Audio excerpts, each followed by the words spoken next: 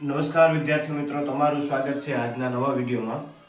વિદ્યાર્થી મિત્રો, આજે આપણે ભણવાના છીએ પ્રમેય 1.2 અને 1.3. વિદ્યાર્થી મિત્રો, આપણે જે સ્વાધ્યાય 1.1 અને એને લગતા જે ઉદાહરણના દાખલા હતા તે આપણે આગળના વિડીયોમાં જોઈ લીધા છે. તો આજથી આપણે પ્રમેય 1.2 અને 1.3 સ્ટાર્ટ કરીશું. પ્રમેય 1.3 ખૂબ જ ઇમ્પોર્ટન્ટ છે, મતલબ આપણે પરીક્ષામાં ઘણી વખત પૂછાઈ ગયું છે એ પ્રમેય 1.3, અથવા તો એના લગતી જે દાખલા આવે છે એ પૂછાઈ ગયા છે. તો પ્રમેય 1.3 ક્યારે આપણે સમજાશે કે જ્યારે આપણે પ્રમેય 1.2 આવડશે. તો વિદ્યાર્થી મિત્રો, આ વિડીયોને અંત સુધી જોજો. તો પહેલા આપણે જોઈએ પ્રમેય 1.2 કે ધારો કે p અવિભાજ્ય સંખ્યા છે. કોઈ પણ ધન પૂર્ણાંક a માટે a² p વડે વિભાજ્ય હોય તો a પણ p વડે વિભાજ્ય થાય. ધારી લઈએ આપણે કોઈ પણ p એ અવિભાજ્ય સંખ્યા છે, તો હું ધારી લઉં કે p બરાબર 2 કેવી સંખ્યા છે? અવિભાજ્ય સંખ્યા છે. અને કોઈ પણ ધન પૂર્ણાંક a માટે હું કોઈ ધન પૂર્ણાંક a લઈ લઉં છું કે એ 8 છે. તો શું કહે છે? કોઈ પણ ધન પૂર્ણાંક a માટે a² કે આનો સ્ક્વેર કરીએ એટલે a નો સ્ક્વેર કરીએ તો આપણે કેટલો મળે? 64. જો એ p વડે વિભાજ્ય હોય, મતલબ આ 2 વડે વિભાજ્ય થાય, 64 2 વડે વિભાજ્ય થાય, તો આ જે a છે એ પણ 2 વડે વિભાજ્ય હોય. કાંઈ નથી, સાવ સિમ્પલ છે, સમજીએ કે 2 છે કોઈ અવિભાજ્ય સંખ્યા છે અને a કેવી સંખ્યા છે? કોઈ ધન પૂર્ણાંક સંખ્યા છે. જો હવે આનો a નો સ્ક્વેર જે છે એ p વડે વિભાજ્ય હોય, તો આ જે a ની સંખ્યા છે એ પણ p વડે વિભાજ્ય થાય. તો હવે આપણે આના જે a છે એના આપણે ફેક્ટર જોઈએ, મતલબ એના અવિભાજ્ય અવયવીકરણ જોઈએ, તો આપણે શું મળવાનું છે? પ્રાઇમ નંબર મળશે. એના અવિભાજ્ય અવયવીકરણમાં અવિભાજ્ય સંખ્યા મળવાની છે.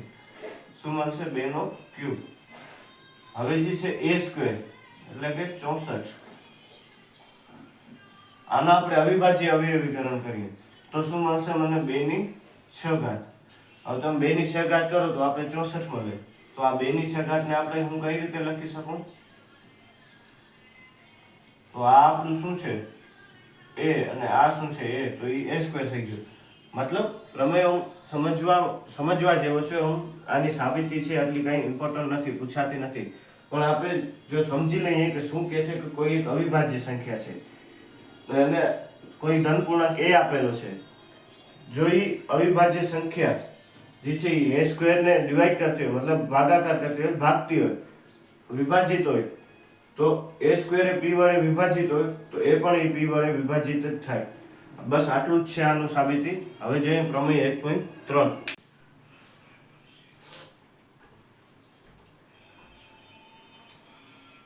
પ્રમેય 1.3 સાબિત કરો કે વર્ગમૂળમાં 2 એ અસમય સંખ્યા છે. ખૂબ જ ઇમ્પોર્ટન્ટ પ્રમેય છે, મતલબ ઘણી વખત પૂછાય છે. અહીંયા ખાલી વર્ગમૂળમાં 2 આપેલું છે, એની જગ્યાએ આપણે પરીક્ષામાં કાંઈ પણ આપી શકીએ, 5 હોય 7 હોય, કાંઈ પણ આપી શકે. આની જેવી રીતના સાબિતી છે એવી જ રીતના એ પ્રમેયની પણ સાબિતી થશે, એવા જ રીતે એ જ દાખલાની સાબિતી થઈ શકશે. તો હવે જોઈએ કે પ્રમેયની સાબિતી કઈ રીતે છે. કે વર્ગમૂળમાં 2 સમય છે. આપણે હવે આનાથી ઉલટું ધારી લઈએ. આપણે માની લઈએ કોઈ માણસ ગાંડો છે, તો એને સીધી રીતના ન કહેવાય કે આ માણસ ગાંડો છે. એને આપણે થોડોક લક્ષણ બતાવીએ એને કે ગાંડા જેવા, તો આપણે કહી શકીએ કે આ માણસ ગાંડો છે. તેવી જ રીતે વર્ગમૂળમાં 2 અસમય છે, તો આનાથી હવે હું ઉલટું ધારી લઉં. શું ધારું છું? કે વર્ગમૂળમાં 2 એક એવી સંખ્યા છે, સમય સંખ્યા છે. માની લઈએ કે વર્ગમૂળમાં 2 એક એવી સંખ્યા છે કે ધારો કે વર્ગમૂળમાં 2 એ સમય સંખ્યા છે.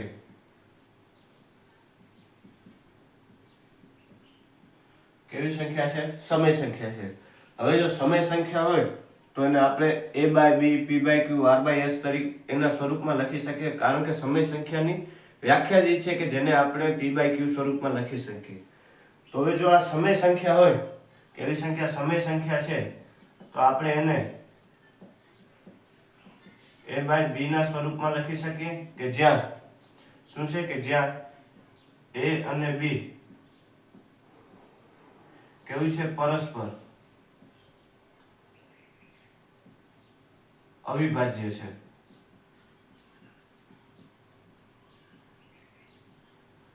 અને b બરાબર 0 ન હોય, હવે જો b બરાબર 0 થઈ ગયો તો એ તો ઇન્ફિનિટી થઈ જવાનું છે. તો a અને b કઈ છે? પરસ્પર અવિભાજ્ય સંખ્યા છે અને b બરાબર 0 નથી. હવે જો પરસ્પર અવિભાજ્ય સંખ્યા આવે તો એનો સામાન્ય અવયવ કયો? એક જ હોય, કારણ કે કાંઈ ઉઠતું જ ન હોય. હવે એક્ઝામ્પલ તરીકે તમને કહું, 2/3 છે અને આપણે અવિભાજ્ય અવયવીકરણ કરીએ 1/2 અને 1/3, તો સામાન્ય અવયવ કયો છે? એક જ છે. મતલબ જો પરસ્પર અવિભાજ્ય સંખ્યા છે તો આ બંનેનો સામાન્ય અવયવ શું હશે? કે એક જ હશે. કેવું હશે? એક જ હશે. તો હવે હું આ b ને ઓલી સાઈડ લઈ જાવ એટલે ગુણાકારમાં આવી જાય થાય. હવે બંને બાજુ વર્ગ કરીએ. શું કરીએ? બંને બાજુ વર્ગ કરીએ. શું કર્યું આપણે? અહીંયા લખવાનું કે બંને બાજુ વર્ગ કરતા. શું કર્યું? બંને બાજુ વર્ગ કરતા.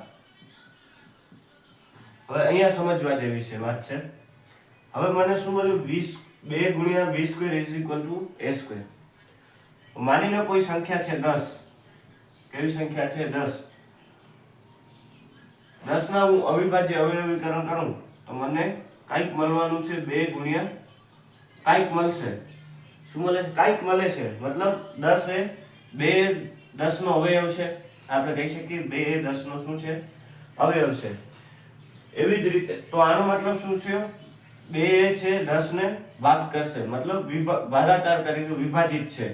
10 એ 2 વડે વિભાજિત છે. આપણે કહી શકીએ કે 10 એ 2 વડે વિભાજિત છે. તો અહીંયાથી આપણે શું મળ્યું? a² એ b વડે a² એ સોરી 2 વડે વિભાજ્ય છે. કાંઈ નહીં, તમે 2 ને આ સાઈડ લઈ જાઓ એટલે ભાગાકારમાં આવી ગયો. મતલબ તોય થઈ શકે કે a² એ 2 વડે વિભાજિત છે. હવે જો a² 2 વડે વિભાજિત હોય તો પ્રમેય 1.2 શું કહે છે? કે એ પણ એનો જે અંદર ઉતરેલો એનો જે વર્ગમૂળ હશે એ પણ 2 વડે વિભાજિત જ થશે. આનો મતલબ શું થયો? a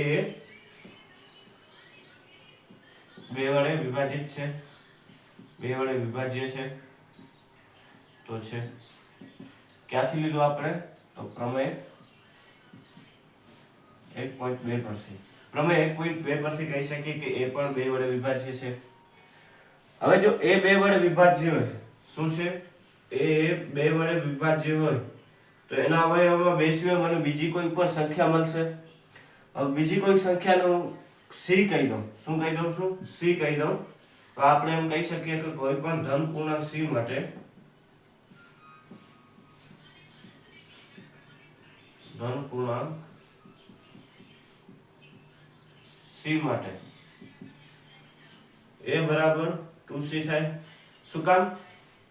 કે હવે અહીંયા બીજી એક સંખ્યા લઈ લઉં, 10 જ માની લો, 10 જ લઈ લઉં તો 10 ગુણ્યા મને કાંઈક મળવાનું છે. હવે કાંઈક શું મળશે? 5 મળશે. અમને ખબર છે કે 5 × 2 કેટલા થાય? 10 થાય. તો 2 ગુણ્યા કાંઈક મળ્યો. હવે કાંઈક શું છે એ મને ખબર નથી એટલે મેં શું લઈ લીધું છે? c. a બરાબર 2c થશે. બરાબર? a બરાબર 2c થાય.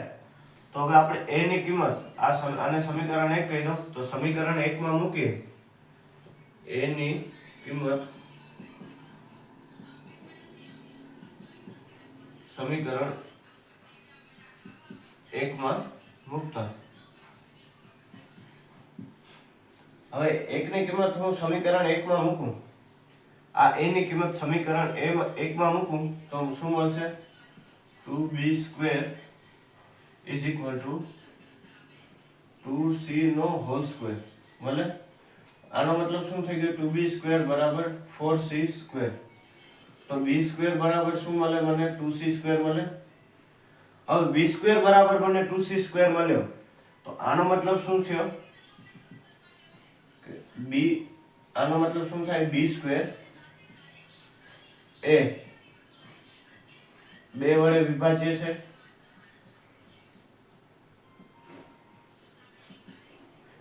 હવે જો b² એ 2 વડે વિભાજ્ય હોય તો પ્રમેય 1.2 મુજબ b પણ 2 વડે વિભાજ્ય થાય.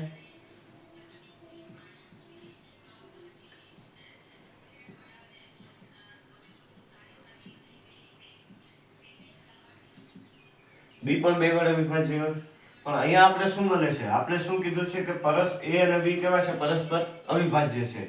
અવિભાજ્ય છે તો એનો સામાન્ય અવયવ શું હશે, 1 હશે. પણ અહીંયા એનો બીજો સામાન્ય અવયવ આપણે શું મળે છે, 2 મળે છે. શું કામ કે 2 બંનેમાં કોમન છે. તો અહીંયા શું થાય છે કે આપણો વિરોધાભાસ ઉદ્ભવ્યો છે.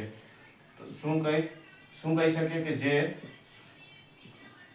પરસ્પર વિરોધાભાસ દર્શાવે છે.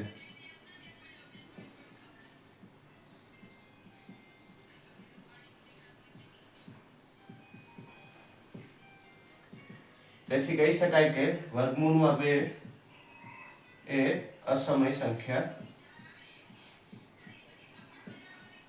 વર્ગમૂળમાં 2 એ અસમય છે. ખૂબ જ સહેલી સાબિતી છે. આપણે ફરી એકવાર રિવિઝન કરી લઈએ. શું કહે છે કે વર્ગમૂળમાં 2 અસમય સંખ્યા છે, આપણે સાબિત કરવાનું છે. હવે મેં ધારી લીધું કે વર્ગમૂળમાં 2 કેવી સંખ્યા છે, સમય સંખ્યા છે. હવે જો વર્ગમૂળમાં 2 સમય સંખ્યા હોય તો એને આપણે p/q સ્વરૂપે લખી શકીએ. હા, લખી શકીએ. તો મેં a/b તરીકે લખ્યું છે, તમે r/s તરીકે લખી શકો, p/q તરીકે પણ લખી શકો. પણ જ્યાં a અને b કેવા છે, પરસ્પર અવિભાજ્ય છે અને b 0 ન હોઈ શકે. જો 0 હોય તો એ ઇન્ફિનિટી થઈ જાય ને 0 નો હજી કોઈ ઘડિયો શક્ય બન્યો નથી.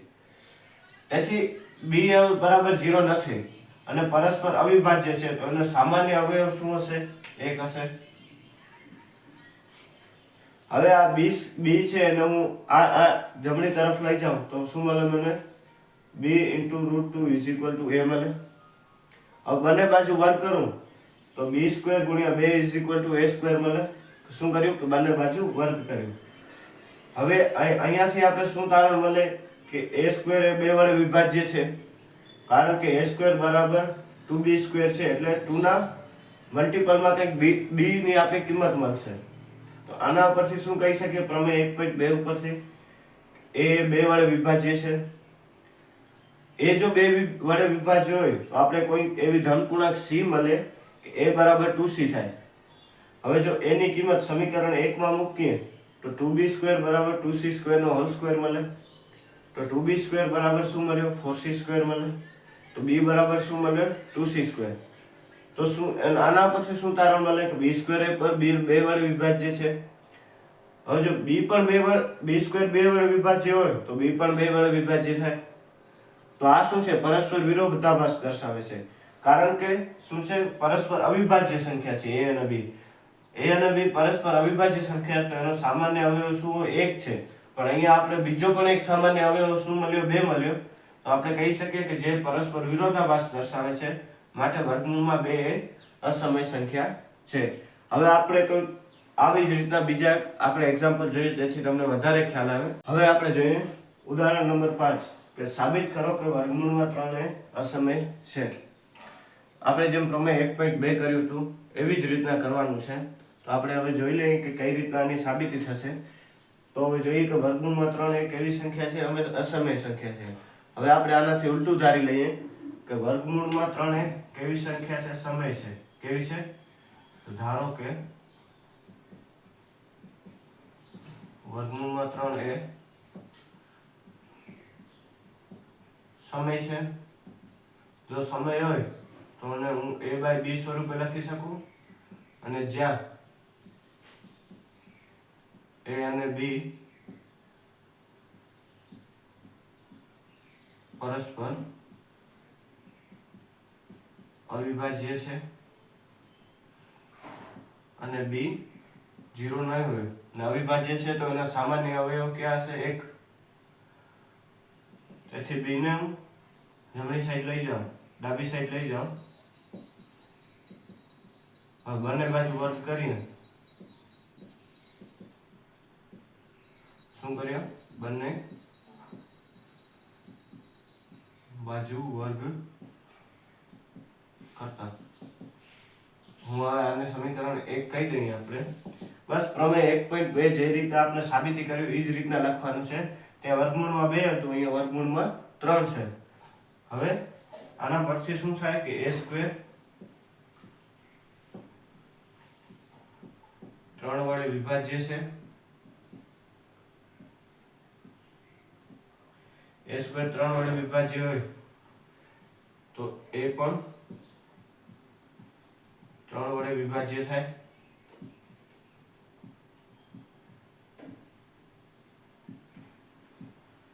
ક્યાંથી? તો પ્રમેય 1.2 પરથી. ક્યાંથી? પ્રમેય 1.2 પરથી. હવે જો a 3 વડે વિભાજ્ય હોય તો a બરાબર મને 3 ગુણ્યા કાંઈક મળે. હવે 3 ગુણ્યા કાંઈક નહીં તો 3 ગુણ્યા હું c લઈ લઉં, કોઈ પણ ધન પૂર્ણાંક માટે. તો હવે a ની કિંમત હું સમીકરણ 1 માં મૂકું તો 3b² બરાબર 3c નો હોલ સ્ક્વેર થશે. આના પરથી શું મળ્યું કે 3b² બરાબર 9c², 9c નો વર્ગ. આના પરથી મને શું મળે કે b² બરાબર શું મળ્યું 3c².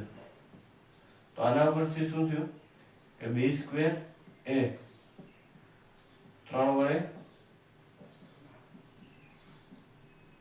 વિભાજ્ય છે. આનો મતલબ શું થયો કે b પણ 3 વડે વિભાજ્ય થાય. હવે આપણી ધારણા શું હતી? a અને b પરસ્પર અવિભાજ્ય છે. હવે જો અવિભાજ્ય હોય તો એનો સામાન્ય તફાવત શું હોય? સામાન્ય અવયવ કયો? 1 હોય. અહીંયા a અને b નો આપણે બીજો એક સામાન્ય અવયવ શું મળ્યો છે? 3 મળ્યો છે. તો અહીંયા આપણી ધારણાનો શું થાય છે? વિરોધાભાસ છે. તેથી શું થાય છે કે જે ધારણાને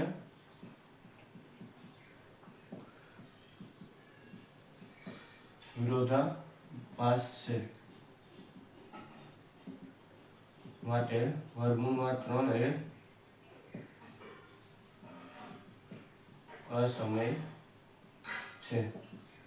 બસ આટલી જ હતી આની સાબિતી. આપણે જેવી રીતના વર્ગમૂળમાં 2 સાબિત કર્યું કે એ અસમય છે, તેવી રીતના વર્ગમૂળમાં 3 છે કહી શકીએ 3 એ અસમય છે. પછી વર્ગમૂળમાં 5 એ અસમય છે, વર્ગમૂળમાં 7 એ અસમય સંખ્યા છે. એવી રીતના આપણે સાબિતી કરી શકીએ. ઉદાહરણ 6 સાબિત કરો કે 5 - વર્ગમૂળમાં 3 એ અસમય સંખ્યા છે. કેવી સંખ્યા છે? અસમય. આપણે સાબિત કરવાનું છે. આનાથી ઉલટું ધારીએ કે ધારો કે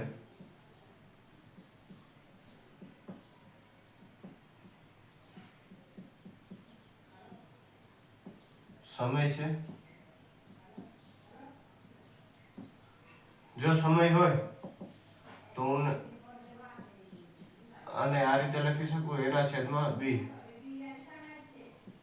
કે જ્યાં a અને b પરસ્પર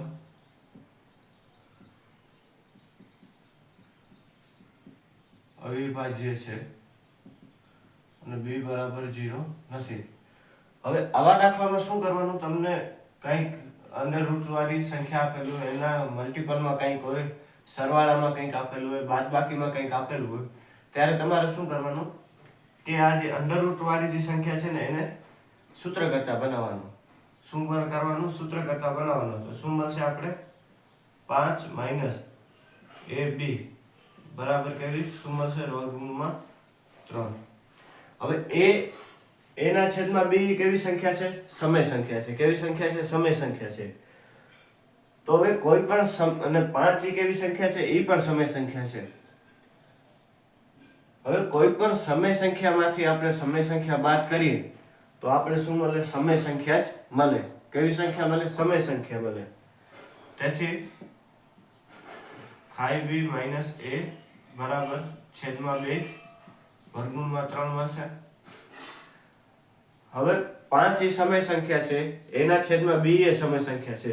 જો એની બાદબાકી આપણે કરશું તો શું મળશે? સમય સંખ્યા મળશે. તો આપણે કહી શકીએ અહીં 5b - a ના છેદમાં b એટલે કે 5 - ab એ સમય સંખ્યા છે. કેવી સંખ્યા છે? સમય છે. સમય છે, પરંતુ એના બરાબર આપણે જે વર્ગમૂળમાં 3 આપેલી છે એ કેવી સંખ્યા છે? અસમય છે.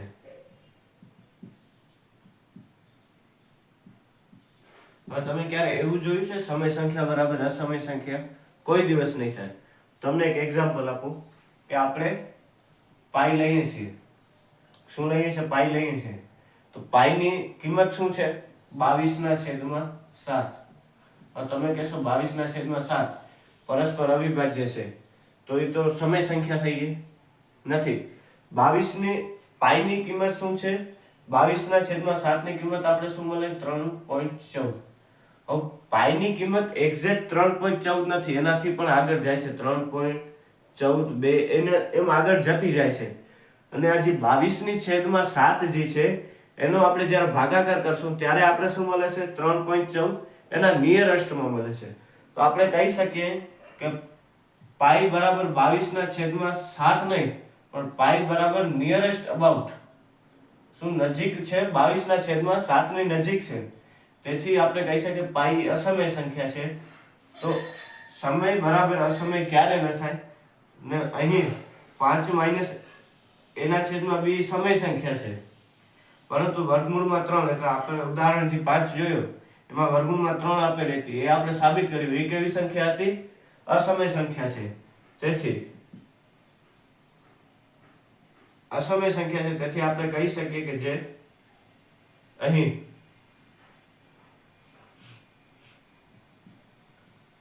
સમય બરાબર અસમય ક્યારે ન થાય. તેથી 5 - (3) એ અસમય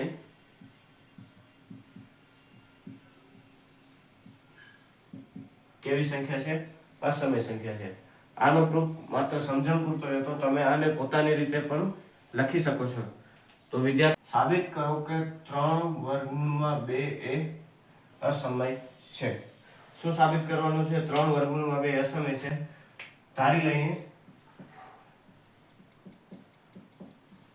ધારો કે 3/2 એ